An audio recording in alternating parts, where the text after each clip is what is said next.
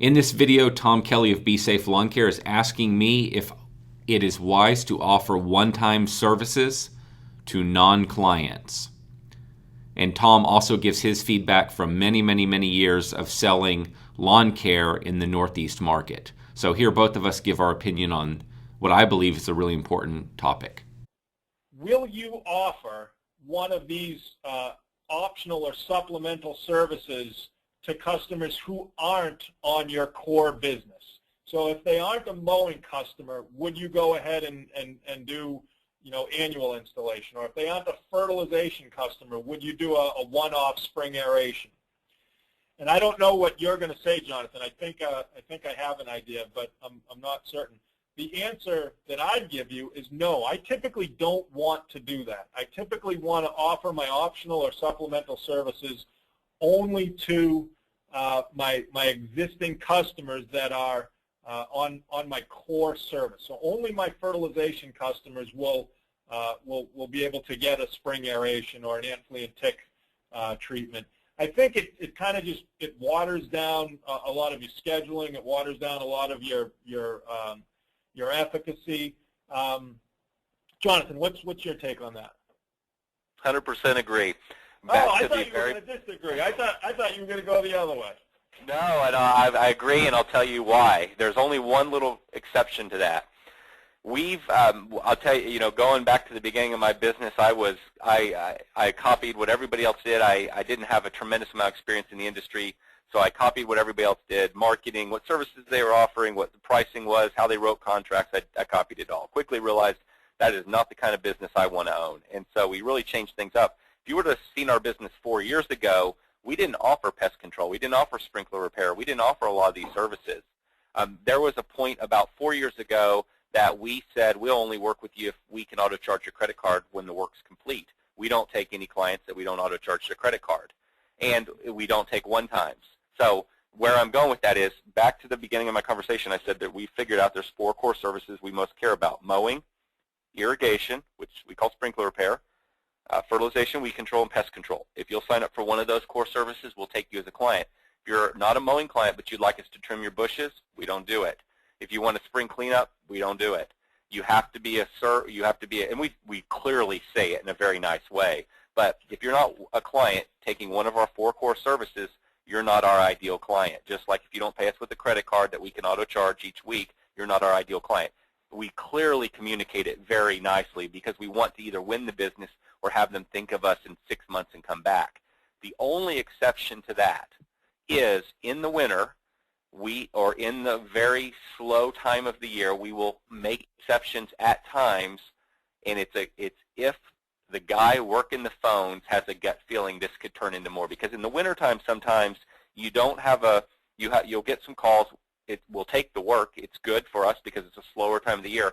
But what we've observed is we've done some little things like wrapping palm trees. We're in Texas, and though palm trees this isn't the ideal market for palm trees, but wrapping palm trees with burlap has resulted because they tend to be in high affluent areas, has resulted in some clients that got an opportunity to meet us, like us, and trust us because their company wouldn't wrap their palm trees. We then win all their business away. So the only alternative to the strategy I just said is only at the end of the year when we could use the additional revenue, and it gives us an opportunity to sort of wiggle in and take over the entire account. But other than that, just Tom, as you said, in spring, there's too much going on in the way of scheduling. There's too much sales opportunity. There's too many things changing and moving. There's too much going on to do anything that distracts from the core focus or distracts us from taking care of our very best clients. And remember, our very best clients buy one of 4 services. That's how we look at it. Awesome. And it's funny because, again, I appreciate all the feedback I'm getting here, but some guys are questioning our wisdom on that, Jonathan. I understand. Because, it's hard to turn something away. If somebody says, hey, I want you to come out and I'm going to pay you money to do this, it's hard to say no. But I hate to kind of put it this way, but trust us on this one, because I think in the long run, in the long term, it's absolutely critical that you don't get yourself spread too thin.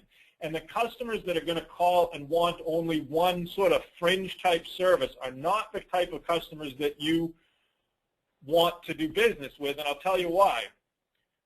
Callbacks, write-offs, bad debts. You want to deal with the customers that want to pay you a premium for the service that you offer. When you start getting down to the nickels and the dimes and the can you come out and oh, how about the one-time mow? Back when I did maintenance, it was a nightmare. One-time mows are literally, just horrifying. You go out there and the lawn hasn't been mowed in 6 weeks. It's 2 feet tall, and you're getting $40 to do something that's going to take you 3 hours to do. I hate to say it, but I think you should trust us on this one, guys. I think it's really critical that you stick to your core services, identify what those optionals are, and stick to that. Yeah, I'd add one more thing. I think if you are aware of the topic, so if you're questioning it and you're thinking, you know what, they could be wrong on this one, fine. Just be aware of it now, and then pay close attention. And I'll give you an example. Mowing's a good one, but this is I look at it in fertilization, weed control too. You got the client that calls, they want a one-time weed killer. They want us to come kill their weeds one time. So we got plenty of weed varieties that we have to make one or more visits to really, truly eliminate them from the lawn. So you go and you make the one visit because they begged you on the phone to do it. Please, all I need is one. I understand it won't work perfect. I understand that I really need to be doing the full program, but I just need this one visit, please. So you go do it, and then 3 weeks later you get a call. My lawn looks terrible. You guys didn't do any good. Or if you're charging them a credit card, they do a charge back on your credit card and say, they did a terrible job. And then even if they never say anything, but then when the friend says, hey, who should I use as lawn care company? I wouldn't use those City Turf guys. They came out and did a weed treatment. It didn't work. You never know about what you're not going to hear. And then I'd add to it mowing. Tom, you gave a perfect example. Client calls up. What do? Oh, I need a one-time mowing. My husband's out of town. The lawn's getting tall. But, it's not really that bad. You guys, it won't be that bad when you get here, I promise. And they're begging you to get out here. I got to have you out today because I've got company coming tonight, or I'm showing the house tomorrow.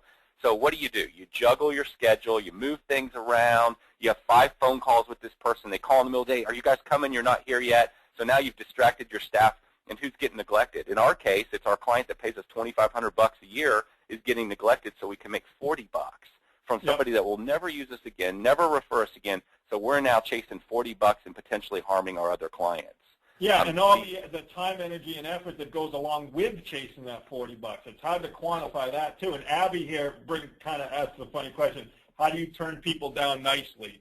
Well, just be nice about it. Just say, I'm sorry, but we only do that service for customers who are on our maintenance program or on our lawn care program. And I think you'll probably generate an estimate from it too. But you can explain that you really plan. Our schedules are very planned out to be efficient, so we always show up on time for our clients so that they see us every day when we say we're going to be there. And because we have to plan ahead so much, it's hard for us to fit in the one time. So we'd love to put you into our regular schedule, and I can guarantee you that you'll see us every time we say we'll be there, and that's how we do it. You can communicate it. You flip that into a benefit, and you're saying, we have to do it this way to honor our promises and guarantees to our clients. And we have found that when we make exceptions, we end up putting ourselves in a position where we can't take the very best care of our clients. And however you want to word that, but you flip it around into basically a benefit of doing business with you instead of a negative of turning down the client. Absolutely. And again, I'll say it, trust us on this one. Because I know I've been there, and that chasing that $40 down, or having my staff, have it go to collections, and the one-time weed control thing, trust me, is going to be a 3-time weed control thing for one charge. So, good point.